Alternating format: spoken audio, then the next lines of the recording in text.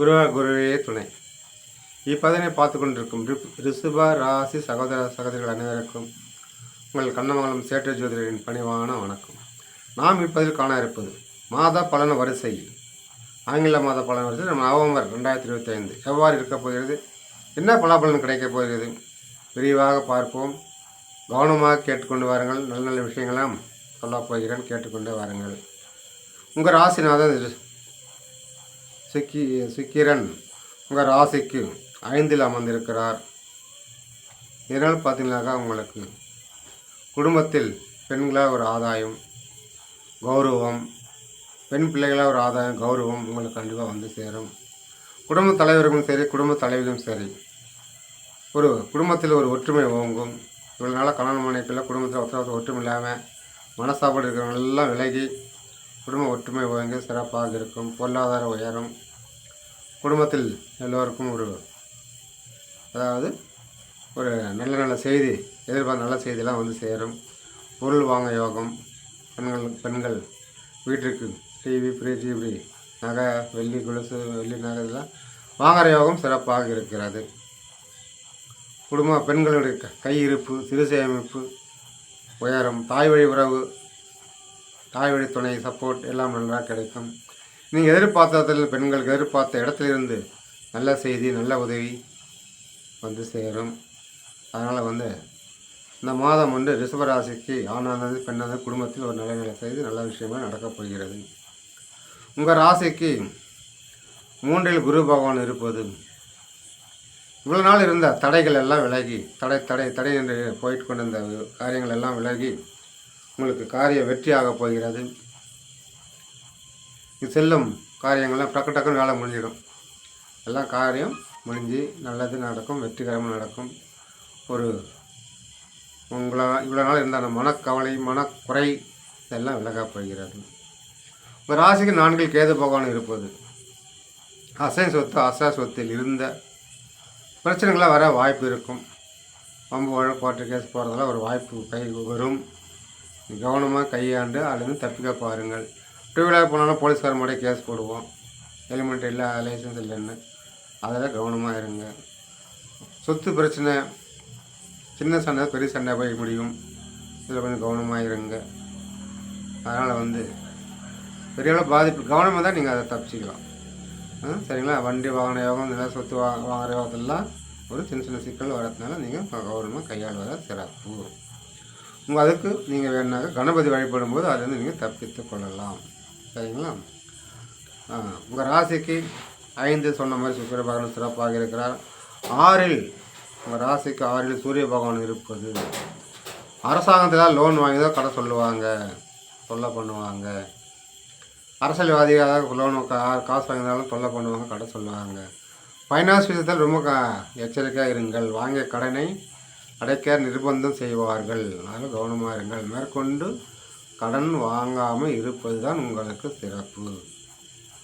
ஆரோக்கியம் பார்த்தா சின்ன பிரச்சனைகள், உடம்பு சூடு, உஷ்ணம், கை கால் வலி, நைட்டு தூக்கலாமா வலி, இப்படிலாம் ஒரு அவஸ்தை நீங்கள் சந்திக்க வேண்டிய ஆரோக்கியத்தில் சிறப்பாக இல்லாதனால அதெல்லாம் கொஞ்சம் அக்கறை, கவனம் இருப்பது நல்லது. முக்கியமாக உங்களுக்கு எதிரிகள் நிறைய தோன்றுவார்கள். உங்களை வாழ விடக்கூடாதுன்னு நினைப்பார்கள். எதிரி தொல்லையும் அதிகமாக இருக்கும். ஜானுவனா மழை செய்கிற மாதிரி பண்ணுவாங்க. கண் திருஷ்டி போகிறாங்க, பூச்சிருப்பா, அவளுக்கு என்ன, உனக்கு என்ன அப்படின்ற மாதிரி உங்கள் குடும்பத்து மேலேயும் உங்கள் மேலேயும் கண் திருஷ்டி தொடர்ந்து விழுந்து கொண்டே இருக்குது. அது உங்களுடைய வளர்ச்சியை தடுக்கிறது. அதனால் இந்த மாதம் உங்களுக்கு கொஞ்சம் மேன்மை இல்லாமல் இருப்பதால் அமாவாசை, பௌர்ணமி இந்த மாதத்து ஒரு நாளில் திருஷ்டி சுற்றி போட்டுக் கொள்ளுங்கள். வீட்டுக்கு ஒரு பூசணிக்காய் உடையுங்கள். ரிஷபராசி அன்பர்களே, ராசிக்கு 7இல் செவ்வாயும் புதனும் இருக்கிறார். அப்போது திருமணம் ஆகாதவர்களுக்கு திருமணம் நடக்க வாய்ப்பு இருக்கிறது. ஆணாக இருந்தாலும் சரி, பெண்ணாக இருந்தாலும் சரி, திருமணம் கைகூடும். சுப நிகழ்ச்சி நடக்கும். வருத்தப்பட வேண்டாம். கணவன் மனைக்குள் ஒற்றுமை கொஞ்சம் குறையும். வீண் ஈகோ பிரச்சனை, கோபம், நீ என்ன சொல்ல நான் என்ன செய்யறதுன்னு வாக்குவாதங்கள், அதனால் கொஞ்சம் எச்சரிக்கையாக கவனமாக இருப்பது நல்லது. கணவன் மனைவிக்குள்ள. சரிங்களா? ஒருத்தர் அன்பை பரிமாறிக் கொள்ளுங்கள். கிஃப்ட் வாங்கி கொடுத்து சமாதானமாக கொள்ளுங்கள். இல்லை யாராவது ஒருத்தர் விட்டு கொடுத்து போங்கள். இல்லை என்றால் அங்கே குடும்பத்தில் பெரிய போராட்டம் வெடிக்கும். பட்டாசு, தீபாவளி பட்டாசு போல் வெடிக்கும். அதற்கு நாம் அவகாசம் தரக்கூடாது. இது அவகாசம் தரக்கூடாது. கவனமாக இருந்து வழிநடத்தி செல்லுங்கள். செகண்ட் மேரேஜ் யாராவது ரெண்டாவது திருமணத்துக்காக வரன் பார்த்து கொண்டு இருக்கீங்களா? ஆணாக இருந்தாலும் சரி, பெண்ணாக இருந்தாலும் சரி, எல்லோருக்கும் அது சிறப்பாக இருக்கும், நடக்கும். ஒரு நண்பர் மூலியமாகவோ ஏதோ ஒரு வர வாய்ப்பு இருக்கிறது. நண்பர் மூலியமாகவோ இல்லை உறவினர் மூலியமாகவோ ஒரு வரன் வரும். முதல் திருமணம் அப்படி ஆகிவிட்டது என்று வருத்தப்பட வேண்டாம்.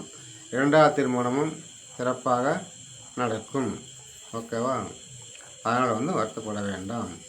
உங்கள் ராசிக்கு 10ல் ராகு இருப்பது தொழிலில் ஒரு பெரிய மாற்றம் ஏற்படும்.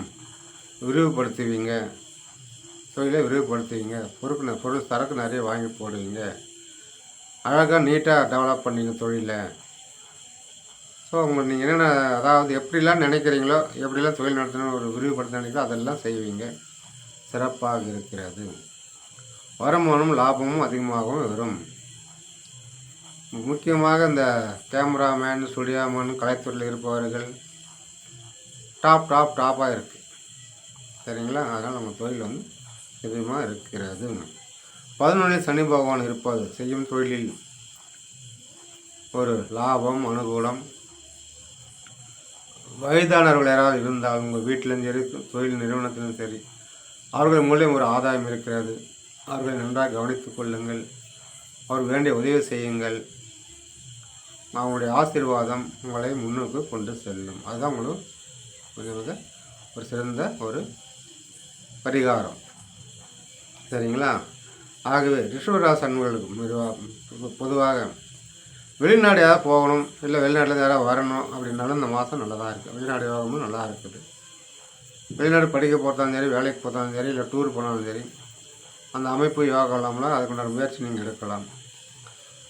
அரசு வேலைக்கு ஏதாவது முயற்சி பண்ணிடுங்க, படிக்கிறங்க, நல்லா பரிசு எழுதுங்க. வாய்ப்பு நெருங்கிட்டு இருக்குது. நல்ல ரிசல்ட் வரும். வேலைக்கு அமருவீங்க.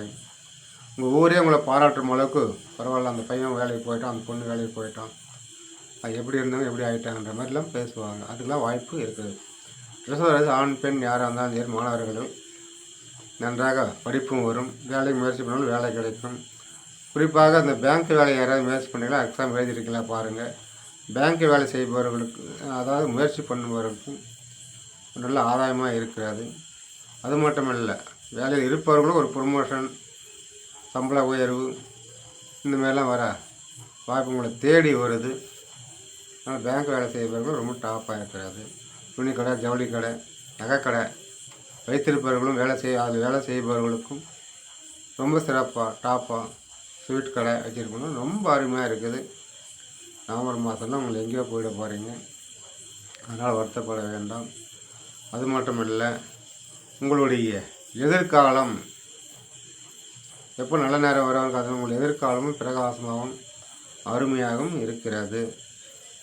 ரிஷபராசி அன்பர்கள் யாரும் காசு கொடுத்துடாதீங்க, ஏமாந்துடுவீங்க. காசு வட்டி சொல்லி செய்கிறவங்களுக்கும் நல்லா சிறப்பாக இருக்குது. வட்டி விட்டு சம்பாதிக்கிறவங்களுக்கு நல்லா இருக்கிறது. ஆனால் அதில் கவனம் தேவை. எந்த ஆதாரம் இல்லாமல் கொடுத்தீங்களா தான் அந்த காசு வரதுக்கு வாய்ப்பு குறைவாக இருக்கிறது. அதனால் பக்கா ஆதாரம் இருந்தால் பணம் கொடுத்து வசூல் பண்ணுங்க. ஓகேங்களா? உங்களுக்கு மேலும் வாழ்க்கை சிறப்பாக இருக்க வாழ்த்துகிறேன். வாழ்க வளமுடன். நன்றி, வணக்கம்.